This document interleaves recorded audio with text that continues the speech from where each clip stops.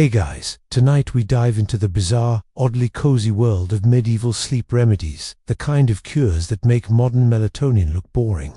You'll be walking through cold monasteries, tasting broths made from things best left unidentified, and trusting healers whose qualifications are, let's say, creative. You're wrapped in a woolen robe, the fire popping softly behind you, and the wind sighing at the shutters. The village healer, equal parts wise woman and rumor sponge, insists she has just the thing for your sleeplessness. She ladles something from a Castian cauldron. It smells like wet stone, broth, and a whisper of burnt leather.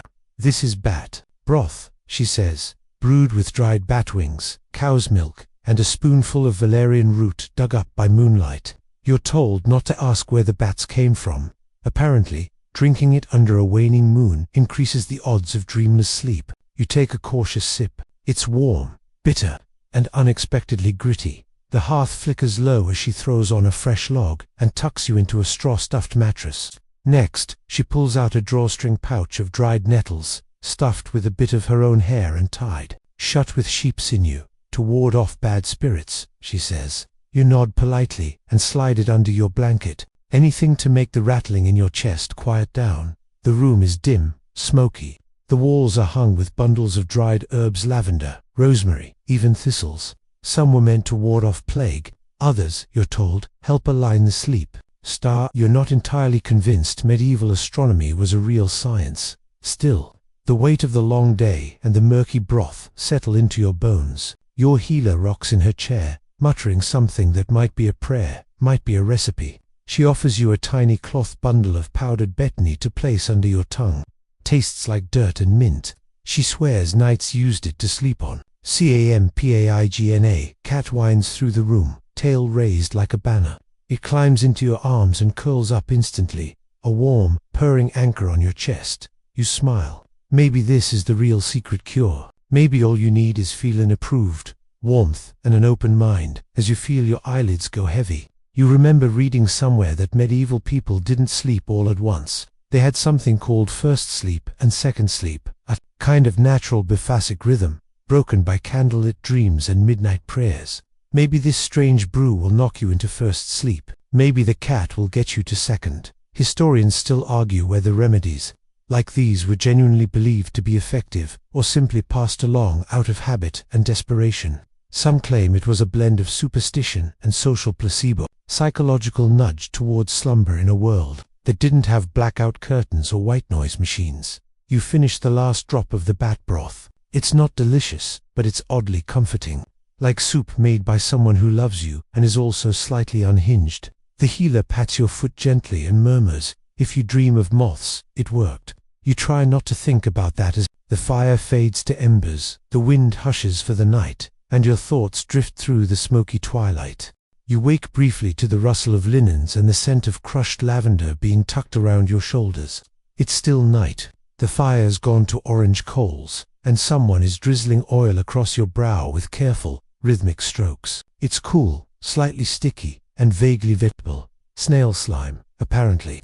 You don't ask. Lavender pillows cradle your head, now lumpy, but fragrant. Your healer's assistant, a boy no older than 13, shyly explains the method. Snail trails help soften your dreams. He says it like it's common knowledge, like everyone knows that insomnia can be soothed by the same creatures that devour garden cabbages. The bed is rough but warm, and every few seconds you catch the scent of rosemary tucked into the hem of your sheet. You turn your head slightly and notice a carved wooden charm wedged under the pillow, a tiny boar wrapped in red string. To frighten away the sleepless goblins, the boy whispers. You nod again. Of course, this is the part of the medieval night where the strangeness doesn't feel strange anymore. You've passed through bat broth and boiled nettles, and now you're being anointed like a noble corpse. A light hum starts in the room, hummed by the boy, tuneless and faint. He places his palm over your forehead and holds it there. For warmth, he says. But the warmth is already in you, coiled deep and drowsy dot in the corner. Bundles of dried herbs sway with each wind-creaked mullein, thyme, even a clump of dried orange peel bound with iron thread. You half remember someone once telling you orange peel was good for melancholy. It might also just have been a nice smell in a time when chamber pots were common bedtime companions. Snail slime was, believe it or not, genuinely part of some medieval remedies, though historians still argue whether it was meant more for beauty than sleep. Nonetheless, it finds its way into sleep salves and temple bombs from southern France to the Welsh hills. Folk wisdom claimed its coolness calmed the nerves and quieted the fiery brain. As you settle into the lavender-stuffed bedding, the boy gently presses a pouch of chamomile seeds into your palm. "Hold it tight," he says.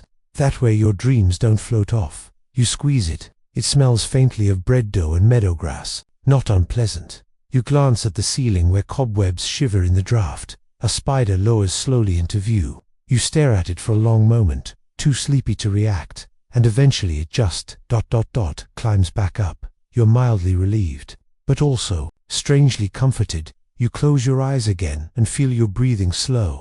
The scent of lavender seeps deeper, earthy and clean. The boy retreats, leaving the faintest sound of soft footsteps on rush-covered floors. Historians still wonder how much of medieval sleep practice was shaped by genuine belief versus symbolic ritual. Was snail slime a medical fix or a message to the body, "Now it's time to let go"? Was lavender truly sedative or simply a social signal for peace? Whatever the answer, the warmth of the bomb lingers on your skin. The weight of the herbal sheets presses gently on your limbs, and the haze of half-dream is already beginning to form. You're not entirely asleep, not yet, but sleep is near. And surprisingly, you don't regret the snails. You're half-dreaming now, still lying there when the next round of medieval wisdom arrives, not as a potion or poultice, but as fashion. Someone rustles near your bedside and tugs gently at your sleeves. You blink open one eye to find a woman of about 50, her hair bound in a linen wimple, holding up a shirt. A very odd shirt. It's stuffed, literally. Chamomile heads, crushed poppy petals, a few sprigs of fennel, even a single dried fig, have all been sewn into its lining. The scent is a garden in decafloral, sweet, slightly musty. She smiles and says, "This'll hug your dreams in place." You don the stuffed nightshirt, and it's heavier than expected. The way a quilt presses down and calms you. The sleeves puff slightly, rustling with every breath. Beneath the herbal stuffing, the linen scratches your skin just a bit, but in that cozy, lived-in way, like a shirt you've slept in too many nights in a row. Then come the psalms. Soft, steady chanting from the other room, low male voices blending into one another like reeds in the wind. It's not particularly melodic, but it's oddly soothing latent syllables, melting together into a lullaby for the anxious and awake. Your mind starts drifting again. You wonder who first thought of sowing flowers into where. Was it a monk, a shepherd, an insomniac noble who demanded their clothes literally smell like sleep? Historians still argue whether stuffed nightshirts were personal innovations or passed down community traditions. Only a handful of surviving accounts mention them, most in offhanded references like his robe was full of dreams. The chanting fades, or maybe you just stop hearing it. The shirt rustles softly as you breathe. A dried poppy seed slips down your chest, tickling your ribs. You don't even bother brushing it away. This strange garment, with its clumps of flora and uneven stitching, shouldn't be comfortable, and yet like a wearable lullaby it is. The woman returns, holding a candle now. She leans in close and whispers, "If you wake at midnight, don't speak, just touch the fig in your left armpit." You nod solemnly, as if that made perfect sense. You don't even question it. She pats your shoulder and hums a fragment of the psalm you just heard. Then she steps back into the shadowed corridor, leaving only flickering candlelight and the fading scent of fennel. A breeze slips through the shutters, stirring the herbs in your shirt like wind through branches. You lie there, half-sleeved in sleep, wondering how anyone discovered this idea. Did someone wake up, rested one day and think, "Must have been the rosemary sewn into my collar"? Historians suggest the answer may lie in medieval associations between plants and human herb mapped to a temperament, each scent meant to temper your soul. Poppy for stillness, chamomile for gentleness, fennel for clarity. But whether the shirt balances your humors or simply smells like bedtime is anyone's guess. The rushes under your bed rustle slightly. A mouse scurries past, unimpressed by your floral couture. You barely register it. You're cocooned in scent, sound, and superstition, and slowly, without broth, without prayers, without even noticing, you begin to sleep. You stir again, not fully awake, but not quite sleeping, and find yourself kneeling. Your knees press into cold stone. and the rough edge of a woolen robe tickles the back of your calves. You blink. The fire's gone, the room has changed, and you're now inside a small chapel. The air smells like melted wax, incense, and something faintly metallic, probably the iron candlesticks. Your breath fogs slightly in the cold. This is the next step in your healer's process, prayer by proximity, she called it. No man sleeps well without the saints, she told you, handing you a candle and leading you here sometime around midnight. She might be right. The light is dim, golden, and flickering. Your candle joins a line of others in a small iron holder beneath a painted image of Saint Dimphil. Her expression is one of serene indifference, eyes tilted skyward, hands clasped. She looks like she knows you haven't slept properly in weeks. You're told to whisper her name 3 times and recite a verse from Psalms you can't remember which one. So you mumble whatever feels right, hoping sincerity counts for something. Somewhere behind you, a monk sneezes. The floor is stone cold, unyielding. But there's a rhythm to kneeling, breathing, whispering. The repetition helps. It lulls you. You think of ancient pilgrims who traveled for weeks just to kneel on this same kind of floor, asking for peace from things far worse than bad dreams. Some historians believe these nocturnal prayers were as much about psychology as piety. The dim light, the silence, the posture, all of it primed the body for sleep. But others argue it was the interruption itself, the pause between first and second sleep, that reset the mind. In a world with no clocks, time became tactile. You measured it in wax drips and candle height. You run your fingers over the rough stone edge of the pew. A spiderweb clings to your sleeve, catching the candlelight like silver thread. You don't brush it off. Eventually, your knees ache. You shift back onto your heels and let your hands rest in your lap. The chapel is silent now, except for the occasional wood creak or cough. The other supplicants, mostly elderly villagers or a few wandering friars, have all adopted that same posture of half prayer, half nap. A nun walks quietly down the aisle, spritzing lavender water from a tiny bronze vessel. For holy calm, she says. It smells better than expected, fresh and floral, without the musty undertone of your lavender-stuffed shirt from earlier. You lean your head against the pew. In front of you, the stone is smooth, cool. You're surprised at how comforting it is, like a sleeping porch in summer, the kind of sleep you didn't know you missed until it returns in fragments, stone cold. Candlelit, barely there. You mumble one last line, something about still waters and green pastures, and let the sound of your own voice carry you gently back toward sleep. Historians still debate how common this kind of midnight chapel ritual was. Some claim it was standard among monastic communities but rare among villagers. Others insist that nearly everyone, at some point, tried praying away a restless night. After all, when your only light was fire, and your only certainty was faith, what else could you lean on but saints and soft stone? And so you kneel, not quite awake, not quite dreaming. Your candle flickers once, then dies. You smile in the dark. You're back in your cot now, though it feels less like returning and more like slowly surfacing from a gentle, stone-scented dream.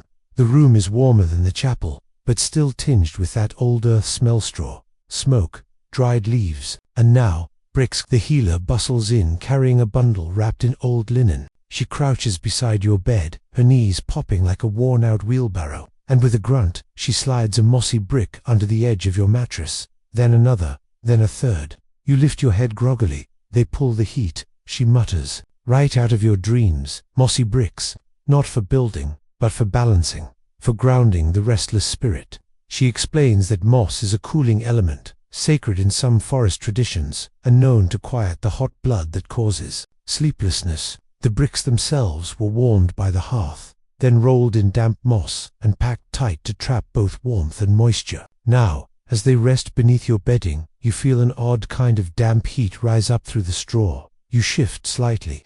It's not uncomfortable, just strange. Like sleeping on the edge of a riverbank with a fire at your feet. She tucks a mat between the mattress and the wall, muttering something about trapping the wandering spirits before they rattle the rafters. You don't ask, you just nod, like someone who knows better than to challenge old magic. Historians still argue whether these moss brick methods were more symbolic than medicinal. Some say they were tied to humoral theory, the belief that sleep disturbances stemmed from an imbalance of bodily fluids, especially an overheated liver or spleen. Cooling the base of the bed supposedly recalibrated those flows. Others think it was simply a folk tradition passed down through generations, shaped more by habit and hope than science. You press your palm against the mattress.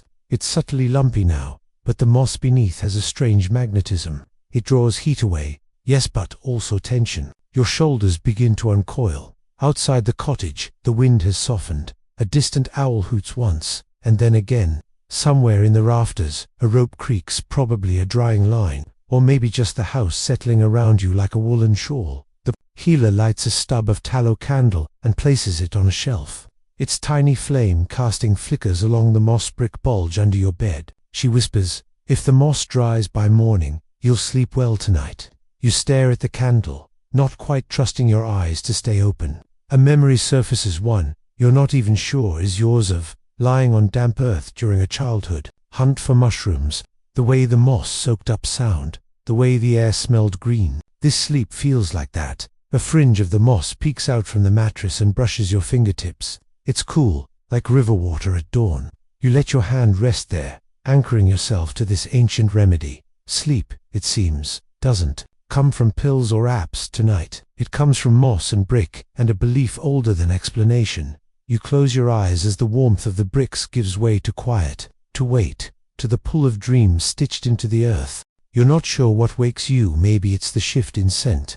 Something rich and strange wafts through the rafters now, thicker than the usual herb bundles and fire smoke. You sniff gently. It's musky, oceanic, and sweet. You roll onto your side, only to find the healer perched on a stool, fanning the room slowly with a dish of glowing coals. From the coals, a trail of grey smoke winds upward like a snake on its way to heaven. "Ambergris," she says. "Whale vomit, if you're feeling less poetic." She grins as though she's just let you in on a secret past, from one generation of insomniacs to the next. She balances the dish on a tripod of driftwood near the rafters. The room quickly becomes steeped in the center, rich, animal warmth that clings to your tongue and your memory. It's not exactly pleasant, not exactly unpleasant either, just strange, deeply strange, as if someone bottled the soul of an ocean storm and decided it might help you fall asleep.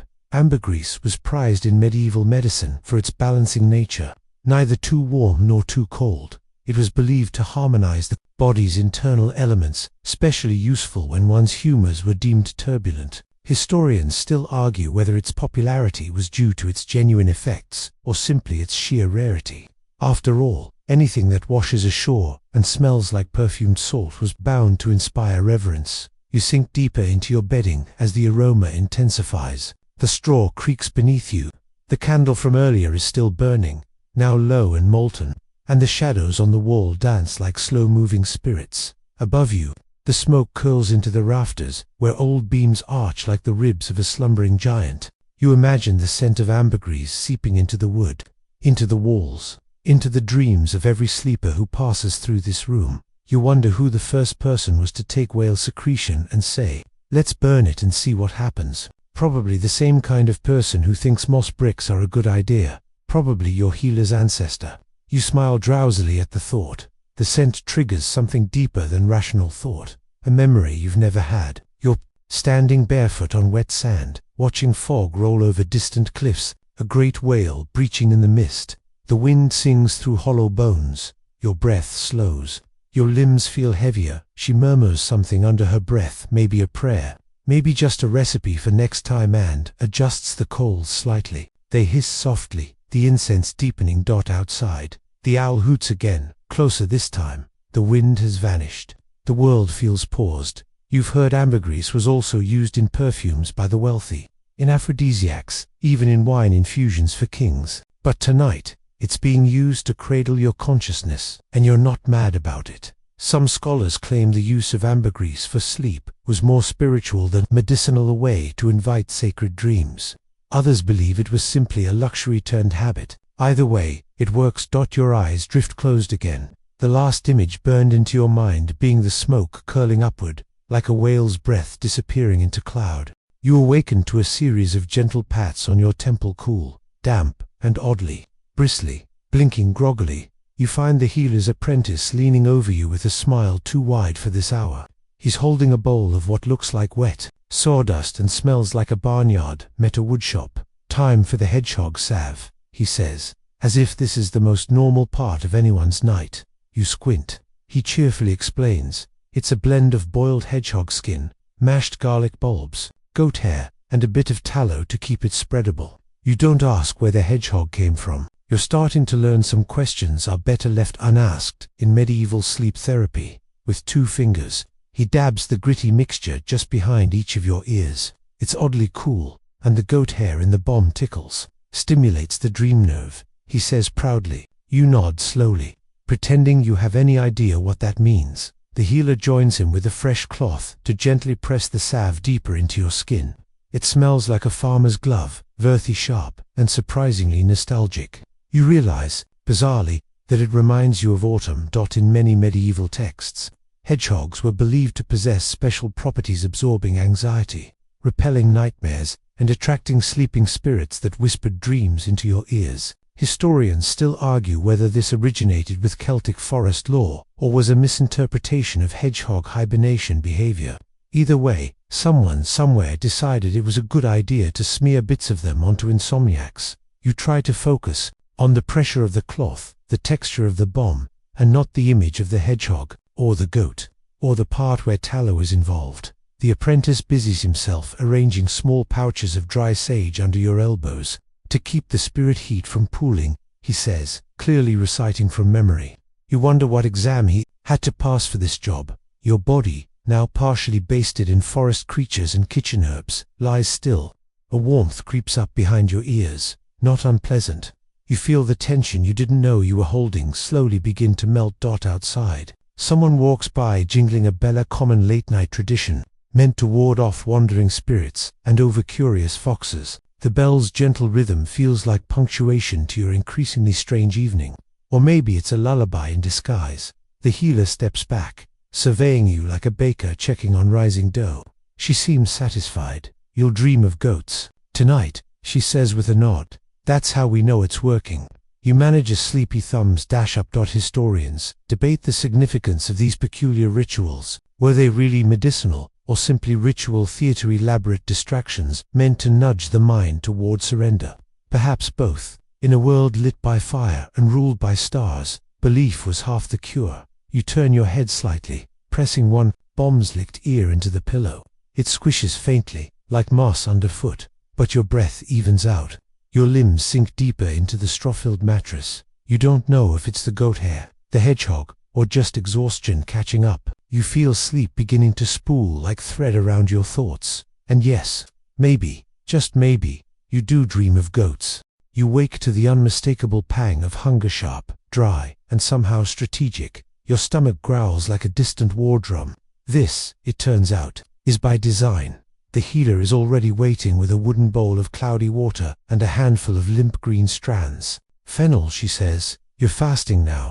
No meat, no bread, no cheese. Just this. She sounds far too cheerful about it. You sit up slowly. Your limbs are heavy, but your head is clearer than expected. The night is still black outside, though the first bird is testing its voice in the trees. She places the bowl in your lap, adding a few sprigs of something floaty and threads in barley stalks. You take a sip. The flavor is, well, it's flavor, hints of wet spoon, spring bitterness, and the faint licorice whisper of fennel. You ask why fasting is part of this curious sleep cure. She doesn't blink. A full belly breeds restless dreams. An empty one invites gentle ones. You chew the fennel seeds slowly. They crunch like tiny secrets. You imagine monks gnawing the same snack centuries ago, pacing cloisters and waiting for visions. Because yes, fasting for sleep was indeed a thing. Monastic orders across medieval Europe practiced restricted eating schedules, not just for spiritual clarity but also to calm the inner fire. Historians still argue whether this was driven by theological principles, economic necessity, or humoral medicine, or a little of all three. The idea was simple. Digestion demanded energy, and energy meant wakefulness. So, reduce the burden, and your mind would follow your gut's lead. Your gut, meanwhile, sounds skeptical. Still, there's something oddly soothing about the ritual. You're given a tiny pouch of barley and told to chew exactly 12 grains. Before swallowing, 12 apostles, 12 dreams. The apprentice winks. You don't correct him. You're too tired, or too full of fennel that the healer places a warm cloth over your eyes and gently tilts your head back onto a fresh pillow firmer with crushed wheat husks inside. It smells like sun-dried grain and clean laundry. She hums quietly while she works. You feel like dough rising, a mouse squeaks somewhere.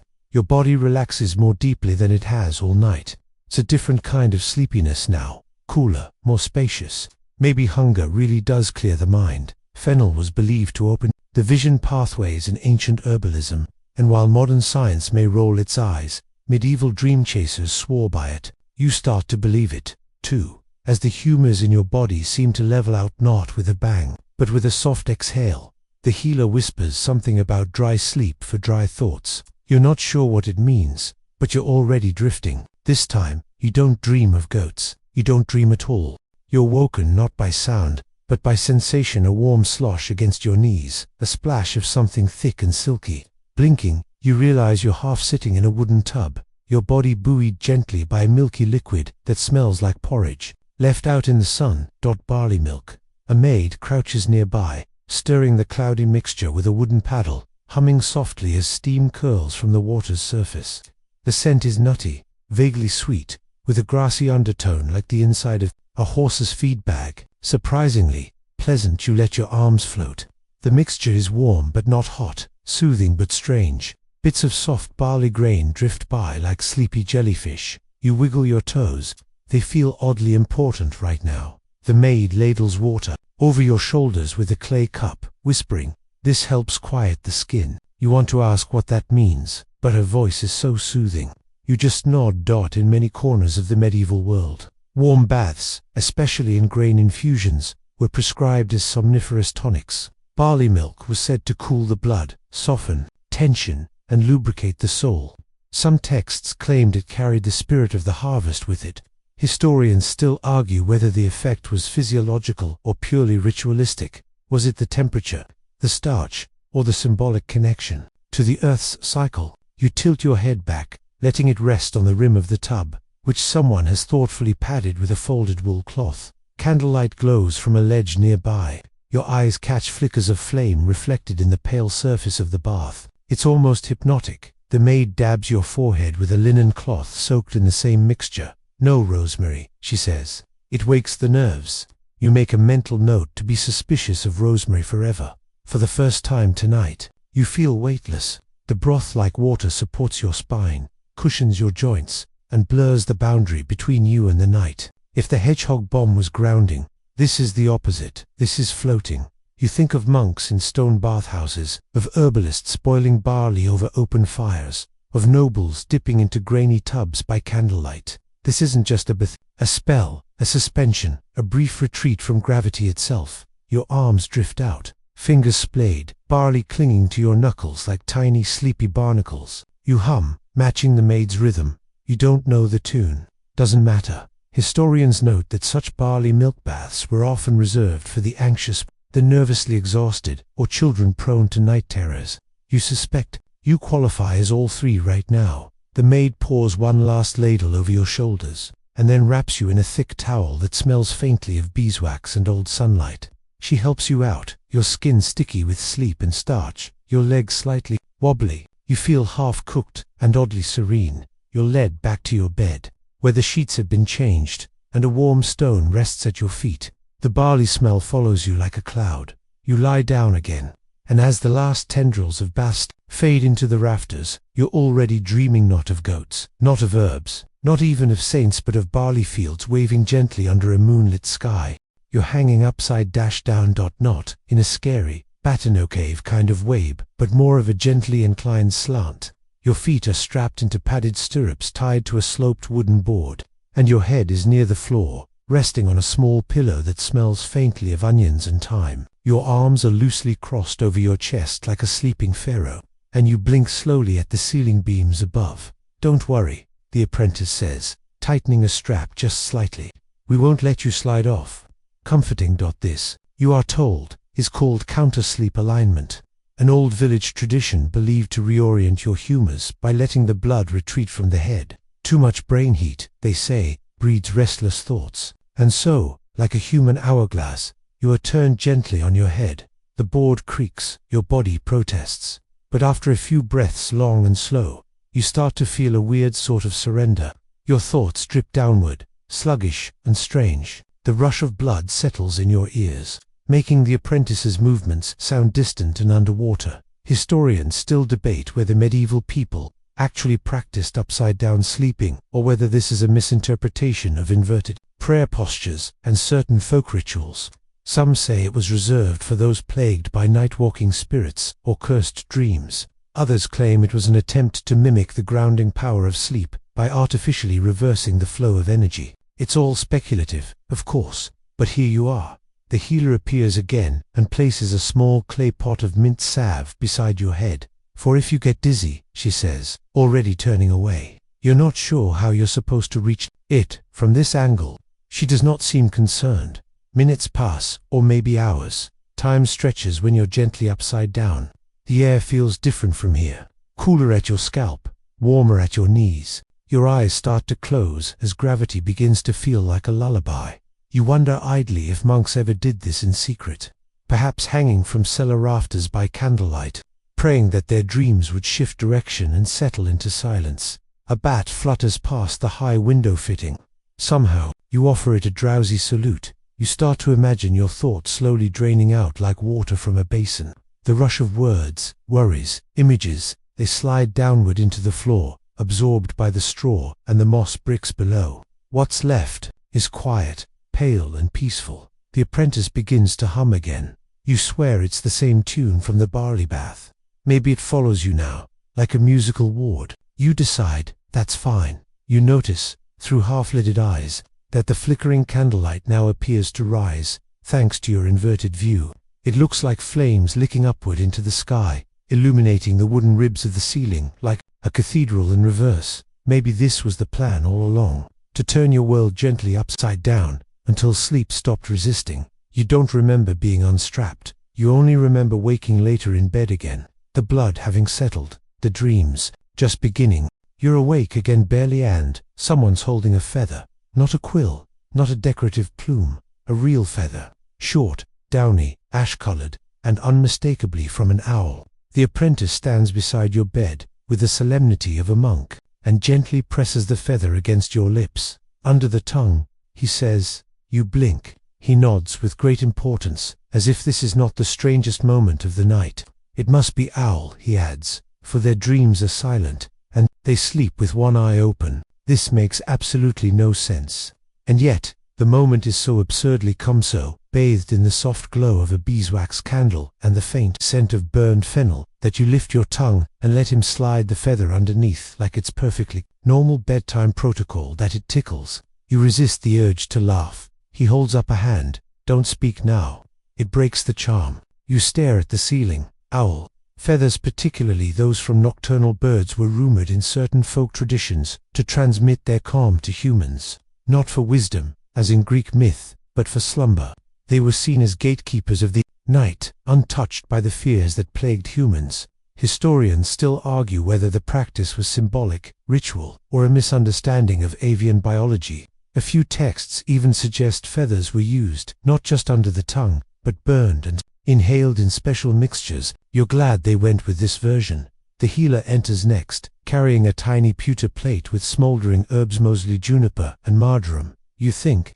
She waves it once over your body, chanting softly in a dialect too ancient for you to follow. For the breath, she explains, to guide it gently between worlds, between the owl feather, the scented smoke, and the ever-present rustle of straw under your back. The room feels like a chapel and a forest and a cradle all at once. Your body hums faintly from the inside out. You close your eyes and notice that quiet. It's not the absence of sound, but a thick, luxurious stillness, as if the room itself is wrapped in wool and tucked in beside you. You begin to wonder, are you the only one who ever did this? Were there other sleepless villagers, long gone, who tucked owl feathers under their tongues and drifted off to dreams of flight? You imagine a young knight, years ago, doing the same thing the night before a battle, not for courage, but for rest. Or a baker's wife, trying to silence the grief of a long winter.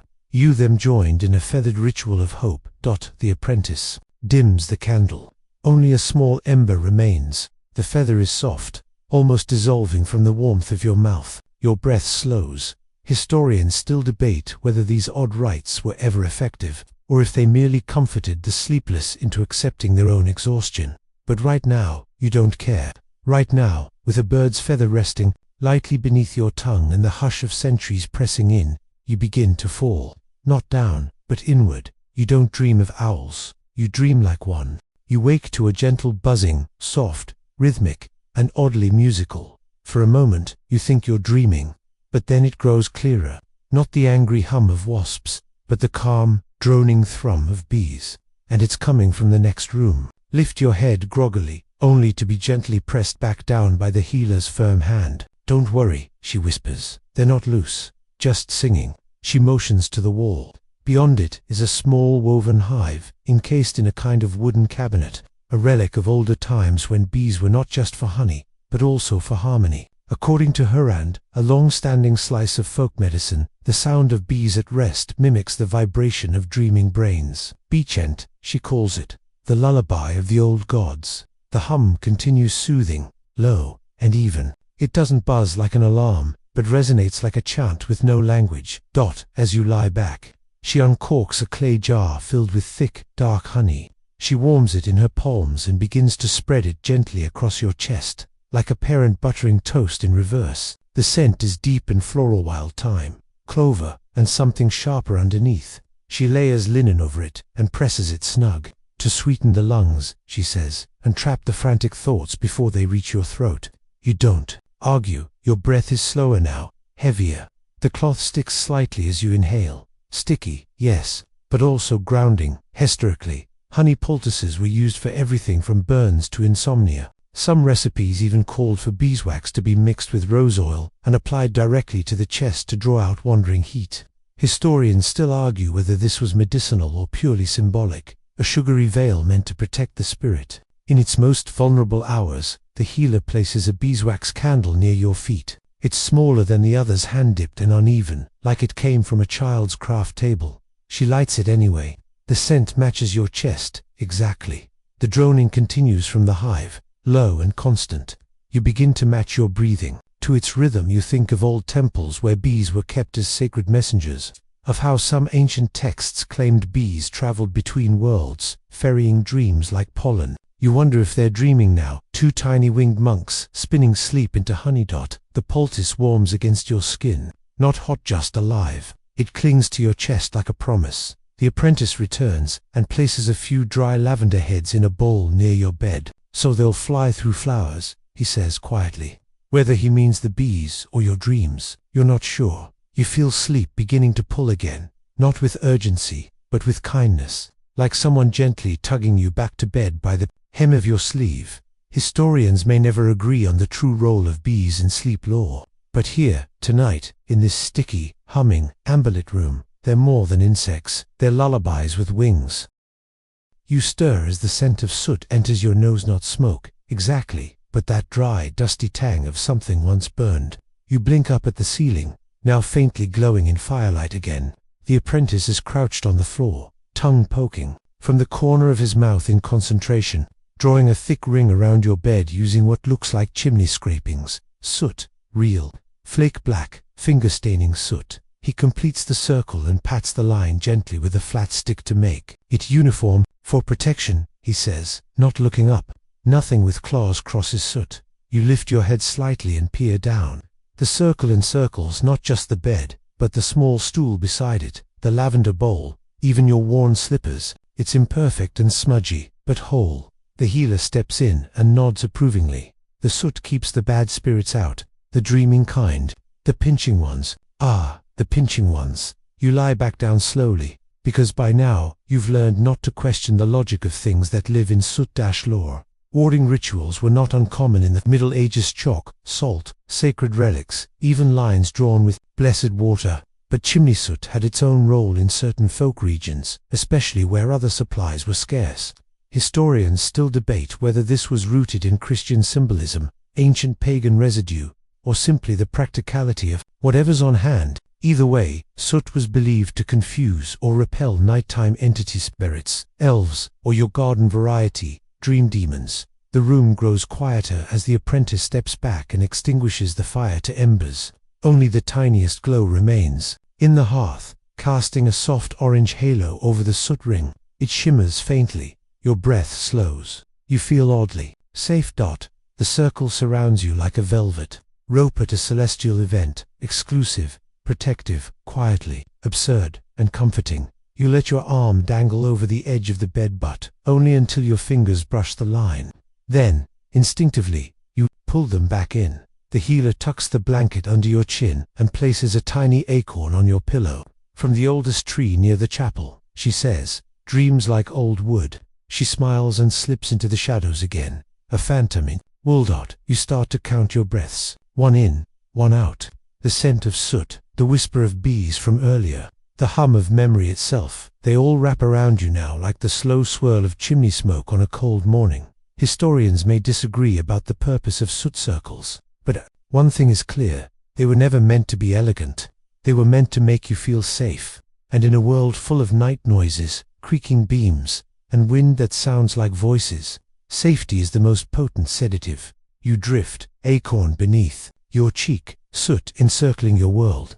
Whatever might have come for your dreams tonight, pinching or otherwise, knows better than to step across this line. There's a soft clinking sound near your feet, not harsh, not alarming, just rhythmic. You stir, wiggling your toes beneath the blanket and noticing a pleasant warmth surrounding them, like little sandbags of comfort pressing against your soles. The healer stands nearby, holding 2 tiny cowbells on strings. You blink at her, she blinks back. It's time, she says simply, as if that explains everything. Without ceremony, she ties the bells no bigger than walnuts loosely around your ankles. The metal is worn, the strings frayed. You half expect them to chime with every move, but they don't. The bells are stuffed with barley grains. When you shift, they rattle softly, like dry whispers. They remind the soul where the body is. She murmurs, tucking your feet back under the covers, so it doesn't wander too far tonight. You nod, because why not? Barley socks come, next woven pouches, warm and slightly scratchy, filled with roasted grain and slipped over your feet like medieval microwavable slippers. The heat seeps upward into your calves. You sigh. It's the kind of warmth that feels like it's healing something you didn't know was sore. Historically, barley was a go-to grain in medieval sleep remedies, not just in food and baths, but as foot warmers, compresses, even dream pillows. The grain was believed to hold residual heat and possess smoothing properties, whatever that means. Historians still argue whether these foot rituals were simply for warmth or had deeper spiritual significance. Some texts suggest barley was thought to anchor the spirit through the feet, the body's roots into the world. You flex your toes again. The socks release a puff of toasty scent, half oatcake, half forest floor. The bells shift, not loud, just there, like a guardian's sigh. Outside, the night is deep and starless. The wind has given up. The bees are silent. The circle of soot remains untouched. The apprentice brings over a warm compress and places it gently over your belly. For dreaming balance, he says, as if this were a bedtime ritual you've always had.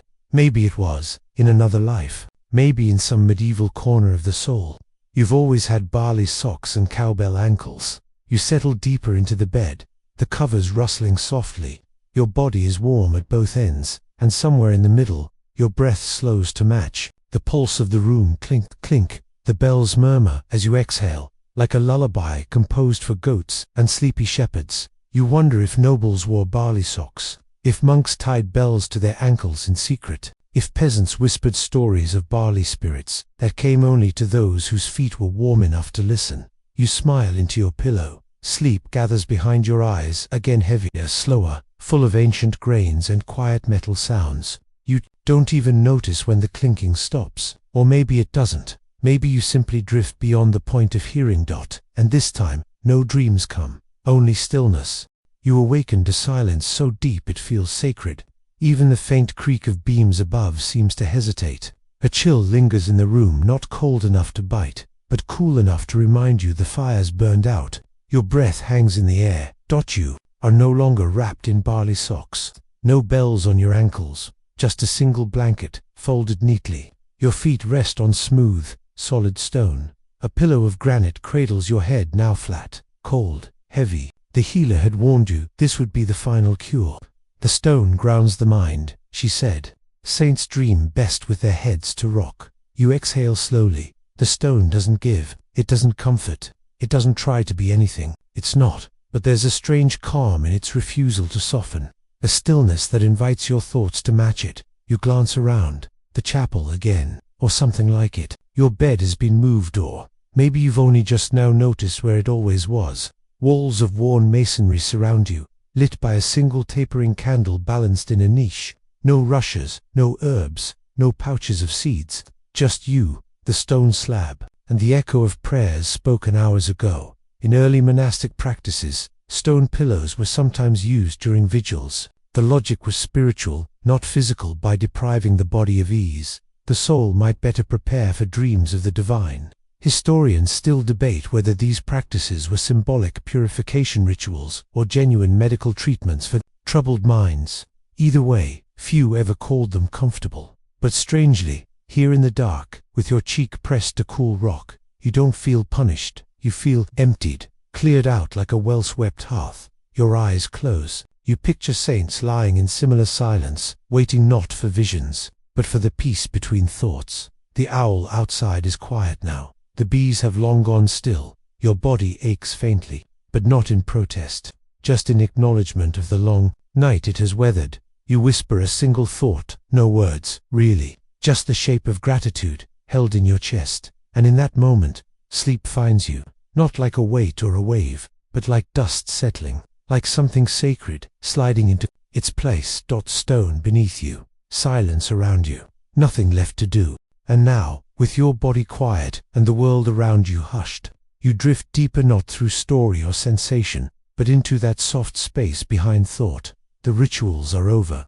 No more moss bricks, no chanting bees, no peculiar potions, just breath and stone, and the slow rhythm of rest as it unfolds like a slow tide. Your limbs feel far away now, like branches floating on a calm river. Your thoughts loosen, unspool, dissolve.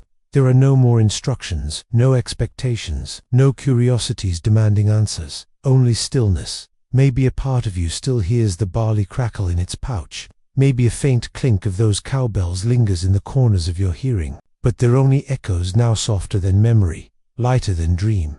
Let your shoulders release. Let your jaw soften. Let your forehead smooth. You've earned this silence. Let the stone beneath your head cool your thoughts. Let the weight of the night fall away like old wool. Let the humors balance, the spirit settle, the breath carry you gently into whatever dream waits next. You don't have to understand how it all worked. You just have to rest. So close your eyes. Let sleep be what it's always wanted to be: easy, safe, whole, sweet dreams.